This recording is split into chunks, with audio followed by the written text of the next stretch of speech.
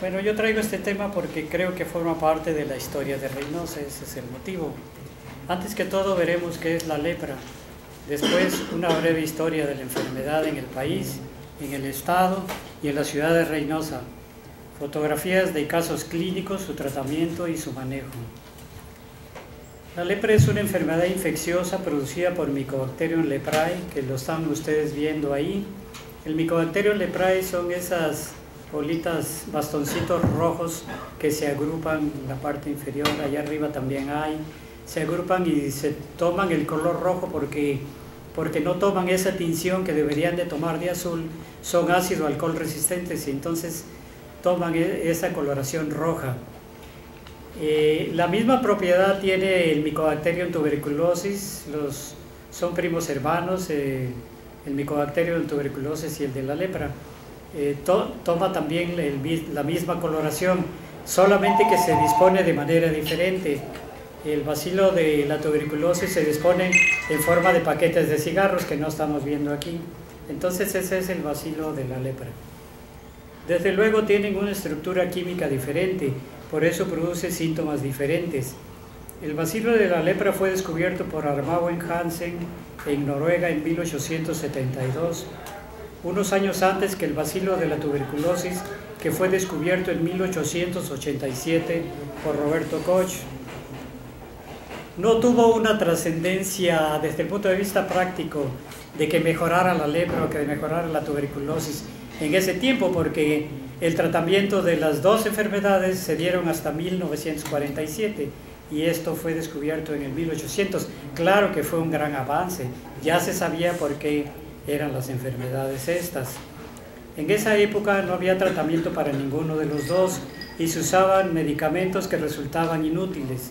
Los medicamentos útiles para la lepra fueron descubiertos en el 42 y empleados en México a partir del 47 en el Centro Dermatológico Pascua de la Ciudad de México. No se sabe cuándo apareció la lepra en el mundo. De la Biblia se sabe que Jesucristo trataba con leprosos y que en aquel tiempo los relegaban a lugares separados, como lo demuestra la película de Ben-Hur o Ben-Hur, que a lo mejor alguno de ustedes vio. Alguna vez salía Charlton Heston ahí y era el único que se atrevía a acercarse a la mamá y a la hermana. A lo mejor él era resistente y nunca se le iba a pegar nada, después veremos eso. Bueno, en México se sabe que la trajeron los españoles cuando llegaron con Cortés en 1519. Inclusive Hernán Cortés fundó el primer hospital llamado Hospital de Jesús, solamente que ahí no se admitían pacientes de lepra. Hicieron otro en 1523, fue un hospital donde admitían pacientes de lepra, estoy hablando de la Ciudad de México, y en 1927 otro médico muy caritativo, el doctor Pedro López, hizo un hospital que fue el que se quedó ya muchísimo tiempo. La 2, por favor. Ahí vemos los bacilos en el microscopio electrónico, se ven con más detalle, parecen bastoncitos, son numerosos. En el caso de la lepra, para que lleguen a infectar, tienen que ser millones de bacilos. Por eso es que la lepra no se adquiere de un día para otro, sino que se necesitan aproximadamente 14 años, de entre 10 y 14 años de incubación para adquirir la enfermedad. En cambio, en la tuberculosis sí es más virulenta, no se necesita tanto tiempo de incubación. Decíamos que por un lado la lepra la trajeron los españoles. La que sigue, por favor. Se sabe que la trajeron los españoles porque en México no había lepra antes de que llegaran.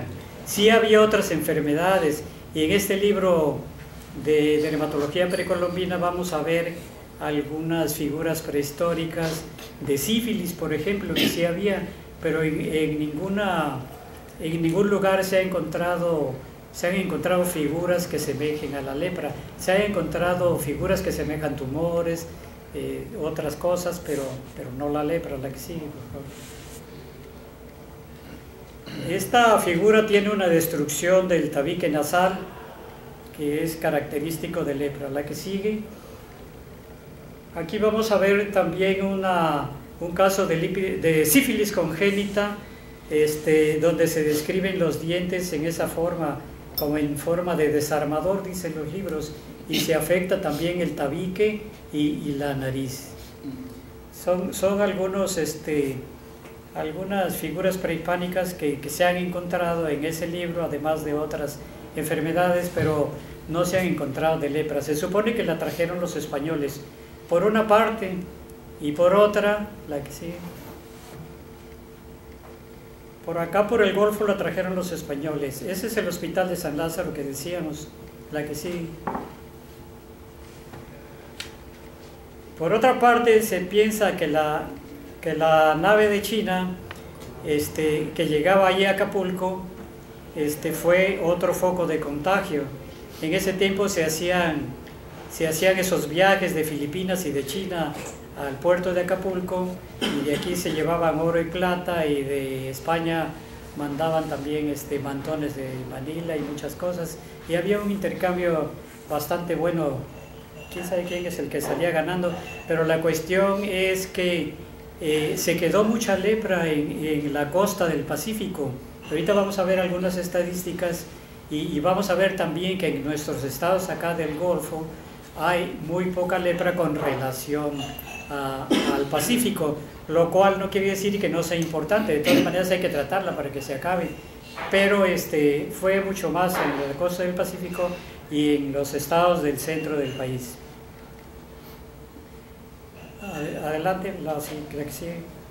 Según estadísticas hechas en 1925 por el doctor González Urueña, que era jefe del departamento de dermatología del Hospital General, en 1925 hizo una estadística en varios estados del país, y nosotros hicimos una estadística cuando estábamos en el Pascua sobre 5.000 expedientes de casos de lepra que ya existían. Ahí hay muchos casos de lepra porque ahí se concentran todos en el centro dermatológico, es un lugar de concentración. Resultaron más frecuentes los estados de Guanajuato, Jalisco, Michoacán, Distrito Federal. Siguen en orden, aunque no tenga el cuadro, siguen en orden Sinaloa, Sonora, etcétera, y algunos del centro del país, y con menos lepra los estados del Golfo.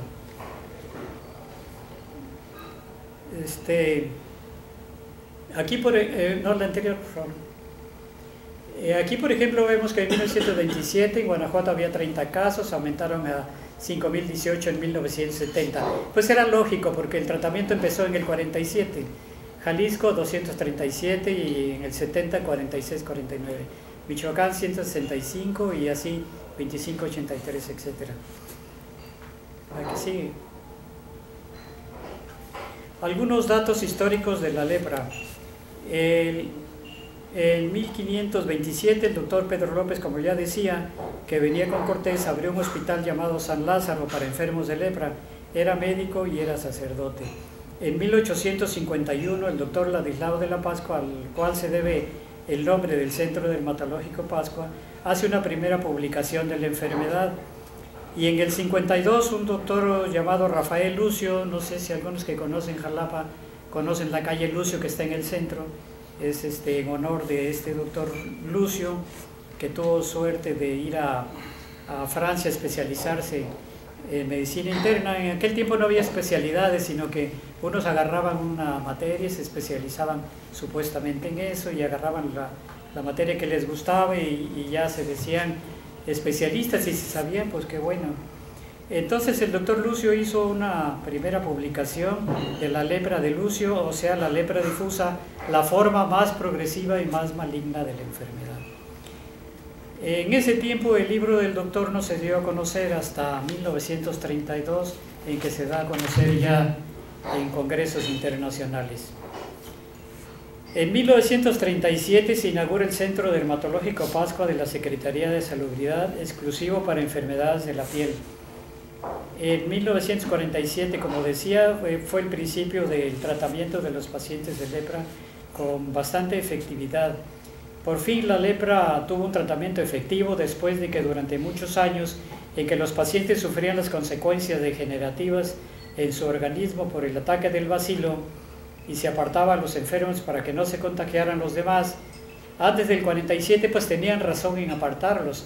Después de que empezaron a tratarlos, pues ya no había tanta razón después de que empezaron a tratarlos, ya no había tanta razón de apartarlos, porque en 3 meses empezaban a morir los bacilos.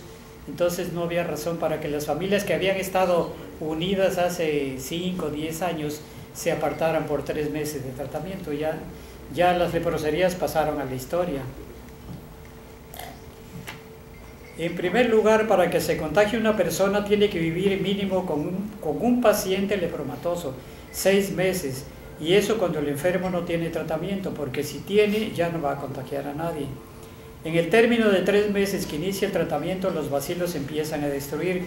Los que vieron ustedes ahí se empiezan a fragmentar, y el tejido se ha visto en biopsias hechas durante los tratamientos, que el tejido vuelve a la normalidad hasta donde se pueda, porque si el paciente ha tenido muchos años la enfermedad, pues no va a volver todo a la normalidad, pero lo que se puede, se regresa también la estructura normal. En 1948 se crea la Asociación Mexicana de Acción contra la Lepra con el fin de remediar el problema social de los enfermos. Aparte de tratarlos, se trata de conseguirles trabajo a los pacientes ya curados. Esto más bien lo hacía el maestro Latapí en el centro dermatológico con personas, con monjas, para que no hubiera distorsiones en el trato a los pacientes. Trabajadoras sociales que eran también monjas, y entre las monjitas les platicaban la cuestión social, les platicaban cómo era lo del contagio, porque ya estaban instruidas, y una vez curados a veces les conseguían trabajo y hasta se llegaban a casar entre ellos. Para que se dé una idea de cómo ha disminuido esta enfermedad, citaré algunos datos. Por ejemplo, en los años 60 se veían en el Centro Dermatológico Pascua 120 enfermos por año nuevos, ya viejos ya había, pero 120 que se descubrían en ese año. Actualmente se ven solamente de 4 a 5 pacientes, y hay años en que ya no se ven pacientes nuevos. Qué bueno.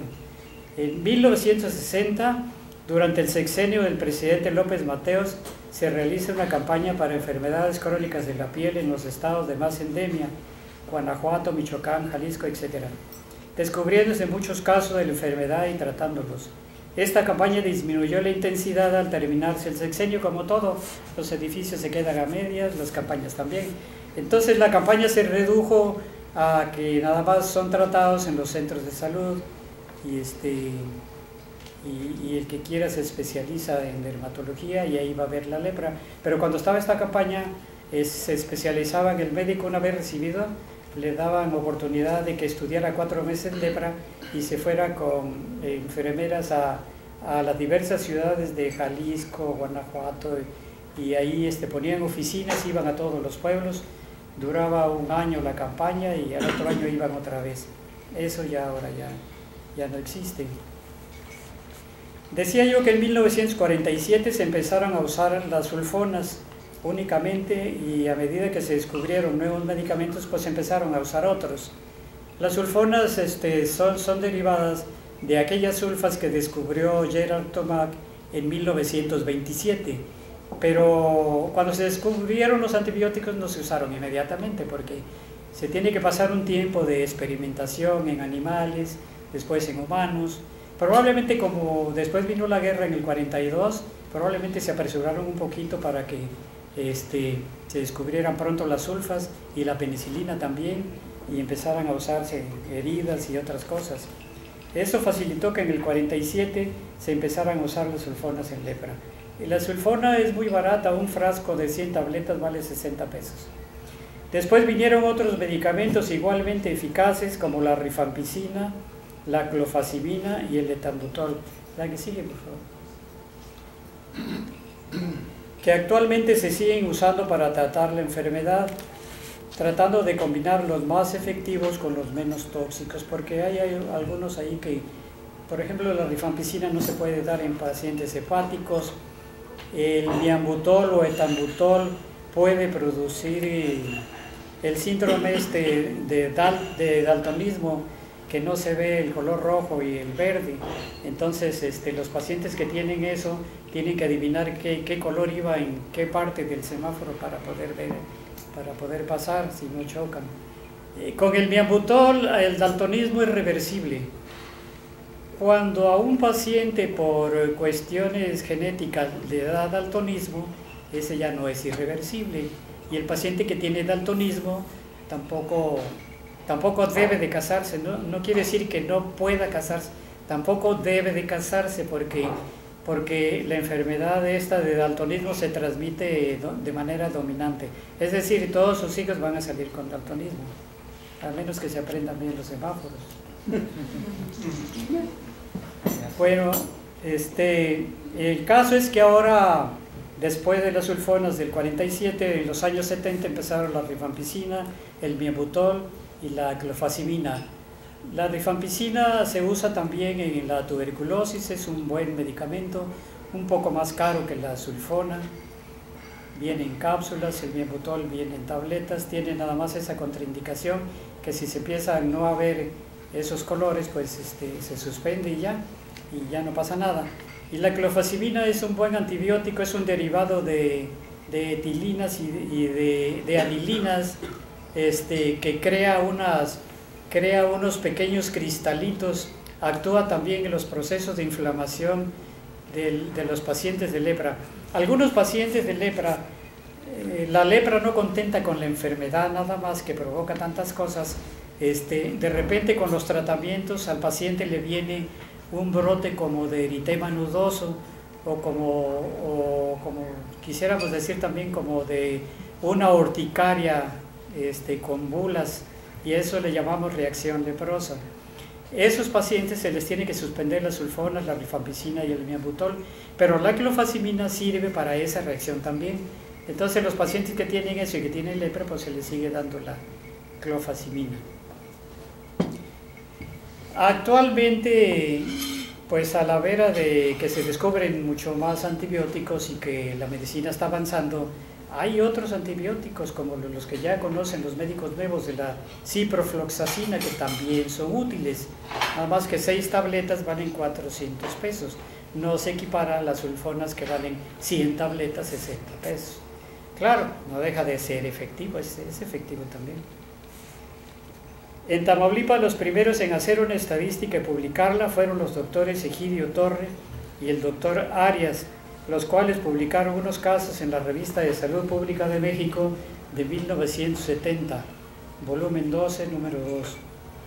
En la ciudad de Reynosa, en 1973, dimos a conocer en la revista Patología, junto con el doctor Cifuentes, 44 casos de lepra y uno de autopsia, los cuales se habían visto unos en el INSS, otros en el ISSSTE, otros en Pemex. La mayoría les empezábamos nosotros el tratamiento y posteriormente los derivamos al centro de salud, donde les daban y les dan actualmente el medicamento sin costo alguno. Hasta eso se les da sin costo alguno y algunos no siguen los tratamientos. Si en la lepra está peor esta deserción, en la tuberculosis está de la patada, por decirse así. Hay mucho bacilo resistente y eso hace que se empleen otros medicamentos y que estén buscando constantemente otros medicamentos porque se vuelven muy resistentes las bacterias. La gran mayoría se habían visto de estos pacientes en las instituciones y otros que descubrimos en las consultas médicas cuando andábamos por ahí ayudando a las campañas políticas del sindicato de Pemex. En ese caso de autopsia que hizo Cifuentes se reportaron por primera vez alteraciones pulmonares en la lepra que no se habían visto. Por primera vez se vieron bacilos alrededor del pulmón, que hasta esa fecha no se habían descubierto. En 1975 presenté 64 casos de lepra como trabajo de ingreso a la Sociedad Mexicana de Dermatología. En el año 2000 presenté en Tampico en el Congreso Mexicano de Dermatología 134 casos vistos desde el año 1970 a ese año 2000 y datos estadísticos de algunas ciudades del estado en colaboración con médicos de la ciudad de Tampico y Victoria. Todos estos pacientes se fueron dando de alta con citas de revisión a los 2 o 3 años, algunos curaron definitivamente, otros fallecen por otras enfermedades diferentes a la lepra. Es decir, el paciente de lepra se parece un poco en la evolución al paciente de la diabetes. A veces no van a fallecer por diabetes, sino por las consecuencias que esas enfermedades hicieron, los estragos que hicieron en el organismo, alteraciones vasculares, debilidad inmunológica para que los ataquen otras enfermedades, y así no mueren directamente por lepra. Del año 2000 al 2012 casi se ha acabado con la enfermedad. Se han visto, del año 2000 al 2012, nosotros hemos visto 2 casos nada más. Hablo de nosotros porque antes Cifuentes estaba en el seguro, yo estaba en el ISSSTE y en Pemex, y casi abarcábamos todo, y a veces el doctor Hernández del Centro de Salud también nos decía, vi tantos pacientes, y los juntábamos, y así hacíamos el total. Algunos médicos particulares, pues si ven pacientes, tienen que reportarlos al centro de salud para que se haga una estadística y se lleve mejor control.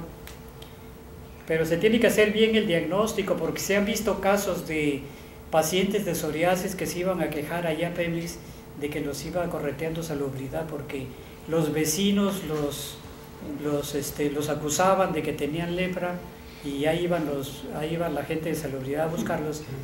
Y no tenían lepra, tenían psoriasis, que no se pega, no se quita, pero no se pega.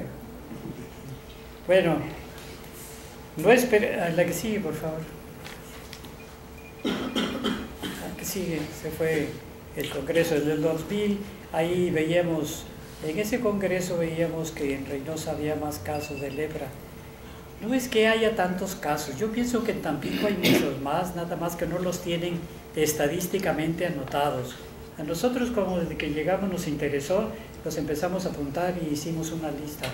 Pero yo creo que en Tampico debe de haber mucho más casos porque son más habitantes. El número que está acá, 0.33, se refiere a la prevalencia. 0.33 quiere decir 1/3 de paciente por 10.000 habitantes.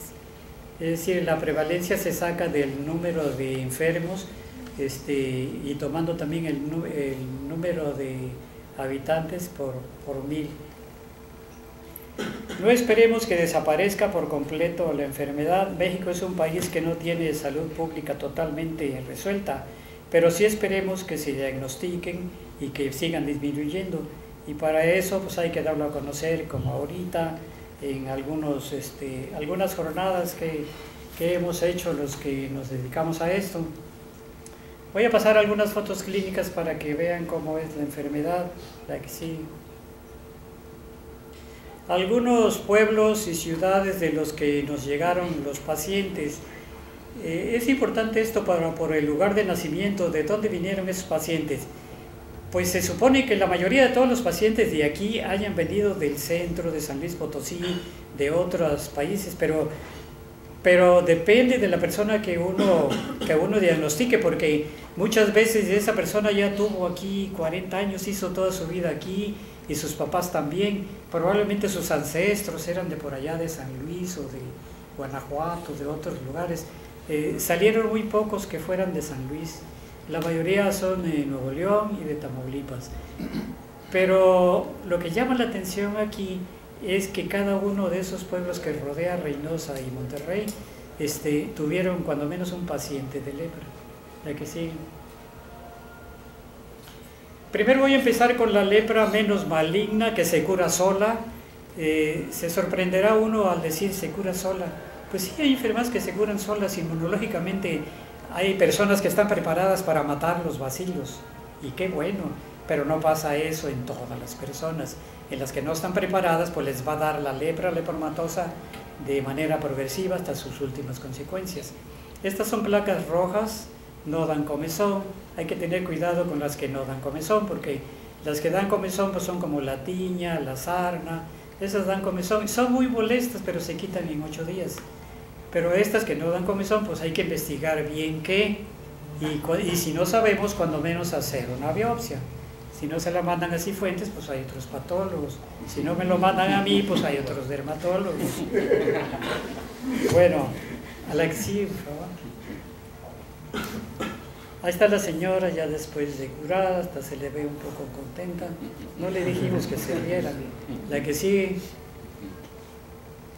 Este paciente tuvo unas manchas ahí muy inflamatorias, y tenía mucho miedo de que lo diéramos a conocer. Tenía otras lesiones en el cuerpo que no voy a pasar por obvio de tiempo. Pero hay una cosa, en la lepra lepromatosa difusa tira las cejas. Este paciente tiene mucha ceja. Todavía no llega a la forma lepromatosa difusa. Este paciente está intermedio. Hay 4 formas: indeterminado, indeterminado, dimorfo y la lepromatosa. Este paciente apenas va en el dimorfo. Y eso lo sabemos porque si hacemos una biopsia, la mandamos al patólogo, ahí se van a ver 2 estructuras. Una estructura tuberculoide como la de la señora anterior en el microscopio y otra estructura que ya es lepromatosa. ¿Qué quiere decir eso? Que este paciente, su organismo es una etapa en la evolución del caso. ¿Este paciente va a llegar a ser finalmente lepromatoso o se va a regresar a ser tuberculoide, en cuyo caso se va a curar solo? Claro, no vamos a esperar a ver si llega a ser lepromatoso. Hay que darle tratamiento y ya no vamos a saber a qué llega, pero ya se va a curar. Pero curiosamente no hay alopecia de cejas ni de pestañas. El cabello casi nunca se cae en los pacientes de lepra. Nunca se ha sabido por qué. Quizás las hormonas no intervengan ahí. ¿La que sí? Una niña con lepra tuberculoide. La lepra tuberculoide se ve más en mujeres y en niños y en pacientes ancianos. Es una plaquita que si ponemos una aguja, le picamos con una aguja, la niña no va a sentir. Para eso no le avisamos que le vamos a picar, porque si no adivina. Entonces le picamos tantito y la niña no siente en ese sitio, porque ya los bacilos dieron origen a que los nervios periféricos se anestesiaran. Hay anestesia en las lesiones, ya en el periodo de estado de la enfermedad. Esta placa se cura sola al mes o a los 2 meses, ni se le dan sulfonas, sola se va a curar. Se puede observar a ver qué pasa también. La que sí, ahí la tenemos ya a los 2 años. La que sí. Este paciente también es lepra tuberculoide. La que sí, no tengo el resultado. Esta es la clasificación que les decía. La lepra puede empezar por ser de una vez lepromatosa o de una vez tuberculoide, pero a veces empieza por ser indeterminada, que todavía no se define, y dimorfo, que tiene de los 2. Esa es una clasificación que se aprobó en Madrid en 1952 y todavía se usa y habla sobre las condiciones inmunológicas de los pacientes de lepra en especial. ¿La que sí? Este es un caso de principio de la enfermedad. Placas blancas, anestésicas. La paciente llega porque la mandó el médico general, porque ya le dieron tratamiento para hongos y no se le quitó. Cuando hay manchas así, blancas o rojas, casi siempre el médico general piensa en que son hongos, pero cuando no tienen comezón, pues hay que investigar a ver qué otra cosa es. Afortunadamente no es vitiligo y se va a poder curar bien. Cuando las placas son muy grandes, se dice que el paciente ya está pasando a ser lepromatoso sin que tenga todavía nódulos ni otras alteraciones. La que sigue, obviamente la tratamos y ahí se quedó en ese estado y se disminuyeron mucho sus placas blancas. Los casos nodulares de lepra lepromatosa como que no tiene mucho chiste diagnosticarlos, pues son nodulotes que ahí están, son anestésicos, el médico que ha oído hablar de lepra pues los diagnostica fácilmente, pero no créanse, llegan a confundir con urticaria o con tumores benignos, etc. ¿Qué hay que hacer? Pues una biopsia, o hay que tocarlo con una aguja de inyectar, moderadamente. Hay que tocarlo con la aguja o con la parte posterior del bisel y el paciente que cierre los ojos porque si no va a adivinar, y hay que hacerle 2 veces o 2 veces, porque si le hacemos una para acá y una para acá, él va a adivinar, pica y toca, pica y toca. Hay que hacerle 2 o hay que hacerle trampa. Y entonces podemos ver que tenga anestesia o hipoestesia. ¿A que sí? Son las cicatrices que quedan de los nódulos que el paciente va teniendo cuando se va curando. Al final desaparece todo eso. Sí quedan algunas cicatrices en los donde fueron más grandes. La que sigue, por favor. Algunos medicamentos dan esta coloración, como la clofazimina, de esta coloración café oscura. Este paciente es un caso nodular. Vean cómo tiene bastante cabello. La lepra no hace calvos. Tiene bastante cabello y tiene pocas pestañas. Esas bolas son nódulos llenos de bacilos. Lo que hacen aquí los cirujanos plásticos es primero tratar al paciente 6 meses, 1 año. Después los cirujanos plásticos les recortan aquí lo que corresponde a la ceja, les quitan todo eso de la ceja y le sacan de acá, porque este cabello casi nunca se pierde, aún en los calvos casi no se pierde. Entonces le sacan de acá una forma de ceja y se las ponen aquí. Además tienen que tener cuidado porque el pelo crece mucho, no como el de la ceja, y hay que estárselo recortando. Pero ya van a tener ceja los pacientes y se van a ver bien. Las pestañas sí es un poco más difícil. Hay un líquido por ahí que estimula las pestañas, pero no se le puede dar a los pacientes de lepra. Hay que sí. Estos casos son muy pequeñitos, pero como llega con el dermatólogo y le dicen, y ya sabe que es hija de un paciente de lepra, pues hay que investigarle lepra primero y después saber qué sale. Tiene unos nodulitos ahí, apenas visibles, apenas se tocan, y también aquí en el pabellón auricular, que casi no se ven. Entonces se manda a hacer una biopsia y ahí tiene que salir. También se puede hacer una baciloscopía en la nariz o en linfa cutánea de aquí de la oreja. Aquí de la oreja les pone, los químicos les ponen una tijera de hule aquí para apretar y les pinchan y les sacan linfa de aquí. Y en la linfa es donde se ven los bacilos. Se llama baciloscopía en linfa cutánea o raspado nasal. La que sigue. Claro que es más efectiva la biopsia. La que sigue. Bueno, yo les pasé los casos muy moderados. Los casos antiguos de la enfermedad pues eran estos de muchos nódulos que dejaban muchas manchas. Inclusive la lepra altera los testículos en el hombre y provoca mastodinia. No, mastodinia es dolor. ¿Masto qué? Ginecomastia. Perdón. Ok, hay que sí. Como resultado en los pacientes lepromatosos, como resultado de las alteraciones neuríticas y que van a alterar también los músculos aquí en las piernas, pues se van a producir estas ulceraciones porque el paciente ya no están funcionando bien sus tendones y sus músculos. Y acá también se ve en este caso. No nada más se ve en lepra, esto se puede ver en diabetes, en tabes dorsal, en otras enfermedades. Aquí sí. La lepra se supone que entre por vía pulmonar, pero nadie lo ha probado. Otros dicen que entra primero por la piel, porque los primeros síntomas son en la piel, y que ya después, a lo último, si no se trata, pues se van a las vísceras, casos que ya no han de existir. La lepra, al entrar, por ejemplo, en los nervios del brazo, altera primero el cubital. Acuérdense del mnemotécnico. El niño chiquito juega con el cubito, aquí es el cubital. ¿Qué pasa con el índice? Pues el dedo índice se empieza a separar de la mano y no se puede hacer la abducción, este movimiento no se puede hacer. Después se altera el mediano y entonces ya no se puede extender, empieza a doblarse los dedos. Y si sigue sus máximas consecuencias sin tratarse, pues va a alterar el radial. Entonces cuando altera el radial, entonces sí, la mano ya poco va a servir, porque las manos no sirven cuando tenemos el oponente que nos sirve para muchas cosas, y entonces se van a alterar más los pacientes de lepra. También se puede ver esas alteraciones en las eminencias tenar e hipotenar, que son estos músculos en forma de bolita que están aquí. Se puede ver el aplanamiento. Si se aplanan mucho los músculos, quiere decir que se están atrofiando.